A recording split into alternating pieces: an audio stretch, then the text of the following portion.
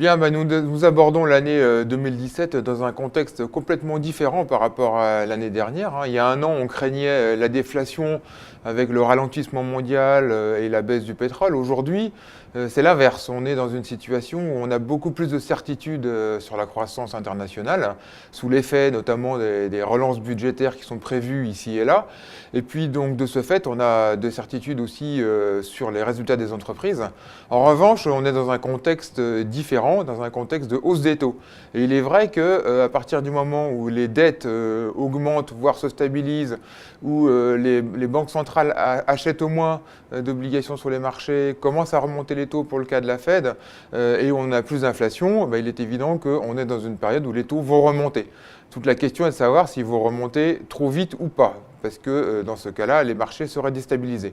Nous, on pense que les taux ont déjà fait une première phase de hausse assez significative, qui devrait se stabiliser au cours des prochaines semaines, voire mois, et ensuite peut-être remonter dans un deuxième temps, mais ça, je dirais, on verra. Ce qui fait qu'aujourd'hui, on a plutôt une fenêtre pour les marchés actions. Les résultats des entreprises devraient être pas trop mal. Les investisseurs sont plutôt sous-pondérés en actions. Les valorisations sont correctes. Il y a des dividendes.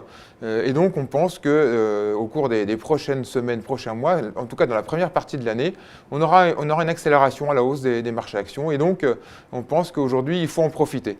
On verra ensuite, dans un second temps, le rythme de remontée des taux d'intérêt, si les espoirs suscités par les gouvernements, et notamment aux États-Unis, se mettent en place ou pas. Mais en tout cas, à court terme, il faut acheter des actions.